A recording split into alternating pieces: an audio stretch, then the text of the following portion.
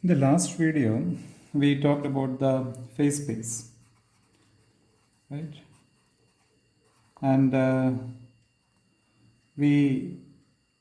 I told you that there are points inside the phase space which can be represented by QI, otherwise called the representative points.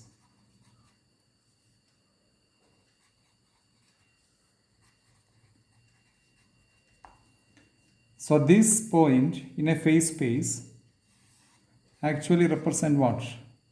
A microstate.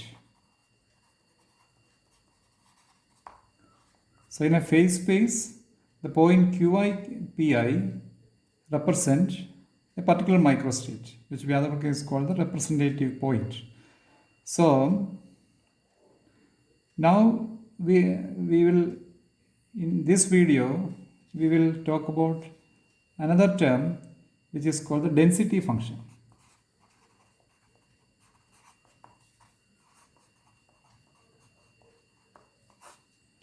It is denoted by rho of QPT, right? So there is, the term is density function represented by rho of QPT. So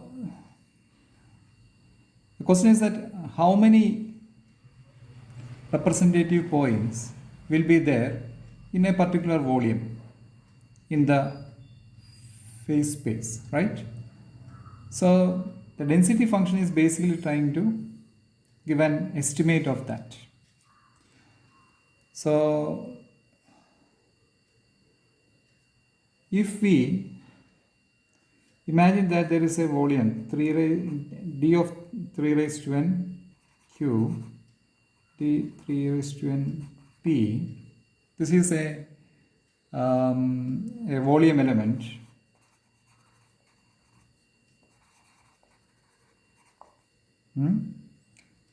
So there could be a lot of representative points in this volume element. Now if I take a point QP in this volume element, in that case rho of QPT gives me the number of representative points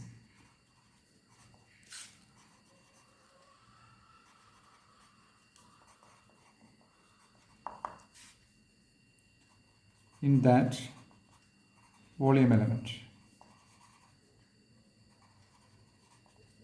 Actually it is given by, it's more, so if we have a volume of d raised to 3n q, d raised to 3n p, which is a volume element, around the point QP we will have rho of QPT into the volume d raised to 3n q, d raised to 3n p, number of representative points. So that is the density function.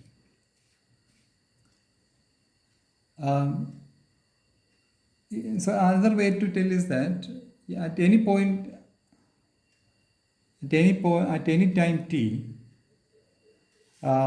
within the phase space, so if this is the phase space and this is QP, the point QP, and if I take a volume element around that, right, volume element, in this volume element there will be variable number of representative points, right, because the microstates are always evolving. So basically density function gives a idea of the number of representative points which are getting evolved in that time. So that is another way of telling about it.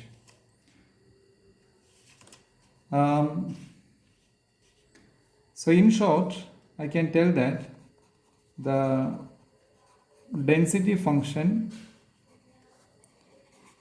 symbolizes the manner in which members of the ensemble are distributed over all the possible microstates at different instance of time. So density function symbolizes the manner in which members of the ensemble are distributed over all possible microstates at different instance of time. Right? Now that is, in short, the density function means by. Okay. Now, if we discuss further on that, now we will consider a situation in which this ensemble is a stationary state. So what does the stationary ensemble means by? A stationary ensemble means that the rho does not depend on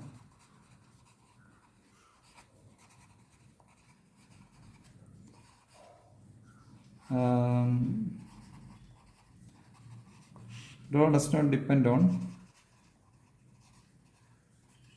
time, right?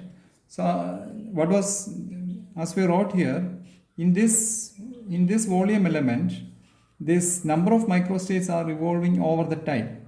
That's what we were telling, and the rho of QPT gives a grand idea of about everything of that kind of transition, how many were there, how many is there, how the time is taking care of all those things. But we are taking a limited situation here where we are talking about something called the stationary ensemble. So in the stationary ensembles, the rho will not depend on time. The rho will not depend on time. That means rho will not have a time dependence. The rho will be stagnant. So what is the application of a stationary ensemble? Actually, if a system is in equilibrium,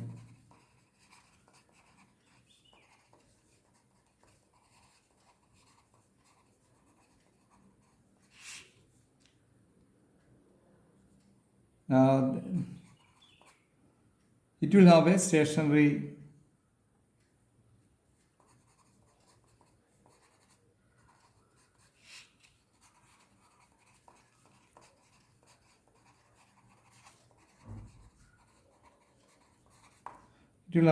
ensemble, right? So that is how, which means that what?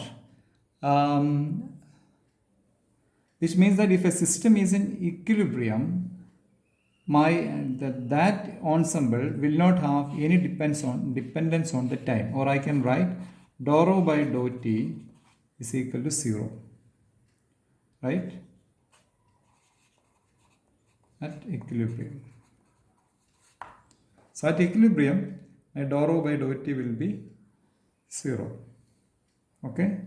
So in the next video, I will talk about how this density function can in turn be connected to a measured value, an experimental value, or if you have a physical parameter, say like magnetization, how it can be connected to the density function. That we will discuss in the next video.